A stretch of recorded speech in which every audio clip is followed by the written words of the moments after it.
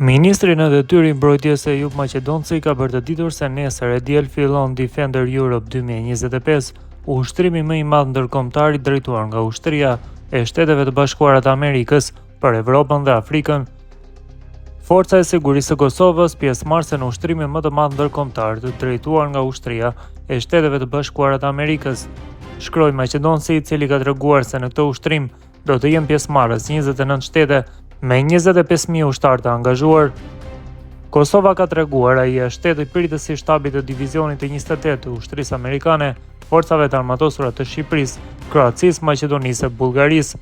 Derisa për 2 javë Kosova do të jetë në koqire e këtij ushtrimi ushtarak, Ministria e Mbrojtjes ka njoftuar se nga hëna e deri më 9 qershor do të ketë lëvizje të konvojeve nga bazimet e Forcës së Sigurisë së Kosovës në drejtim të rajonit të Gjakovës, saktësisht aeroportit të Gjakovës dhe poligonit ushtarak në Babaj të Bokës. Forca e Sigurisë së Kosovës përmes ekzekutimit të këtij ushtrimi do të tregojë gatishmërinë operacionale dhe shkallën e ndërveprueshmërisë luftarake me vendet partnere të rajonit, përfshirë Shtetet e Bashkuara të Amerikës, Shqipërinë, Kroacinë, Maqedoninë e Veriut dhe Bullgarinë, ka thënë Ministria e Mbrojtjes në prag të nisjes së këtij ushtrimi më i madh ndërkombëtar i drejtuar nga Ushtria e Shteteve të Bashkuara të Amerikës. Ndërkohë, drejtori i stabit të përgjithshëm të ushtrisë shqiptare, Ardian Lilo, ka treguar se synimi i kësaj stërvitje është demonstrimi i aftësive dhe angazhimi i NATO-s në mbrojtjen kolektive.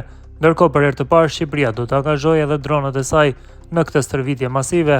Defender Europe 2025 është demonstrimi më i madh ushtarak në Europë, i udhëhequr nga trupat amerikane, e ku përfshihen anëtarë të NATO-s dhe vende partnere, e ndarë në 3 faza. Stërvitja, e cila ka nisur në pjesën veriore të kontinentit më datë 11 maj, do të përfshijë afro 28.000 trupa nga 39 vende. Operacionet do të shtrihen në territorin e 16 shteteve dhe në to do të angazhohen njësi të shumta ushtarake nga deti, toka dhe ajri.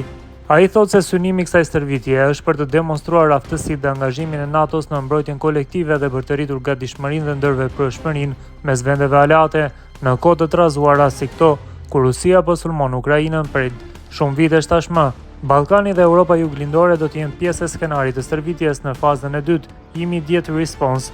Kjo fazë përfshin mbledhjen e rreth 12.000 trupave për të demonstruar aftësitë e sigurisë dhe përforcuar mbrojtjen kibernetike në Shqipëri, Bullgari, Kroaci, Greqi, Kosovë, Malinezi, Maqedoninë e Veriut dhe Slovakinë. Shqipëria do të jetë host, pra vendi mikpritës jo vetëm për stërvitjen, por do të ketë edhe një nga brigadat shumëkombëshe. Stërvitja do të fillojë në datën 26 dhe do të vazhdojë deri në datën 9 qershor 2025. Do të ketë angazhim të trupave, një pjesë e cilave do të vijë nga përtej oqeanit, nga Shtetet e Bashkuara të Amerikës dhe pjesa tjetër nga vendet aleate, u shpreh Lilo. Ndërkohë, për herë të parë Shqipëria do të ketë edhe kapacitete dronësh të këtë stërvitje. Shqipëria do të jetë angazhuar me forca toksore, forca speciale dhe kapacitete gjeniere, po ashtu do të jetë angazhuar për herë të parë këtë vit me kapacitete dronësh me helikopter dhe njëkohësisht do të ketë edhe një kapacitet detar, i cili do të jetë në koordinim dhe do ta mbështesë me kapacitet ajrore, vijoi ai.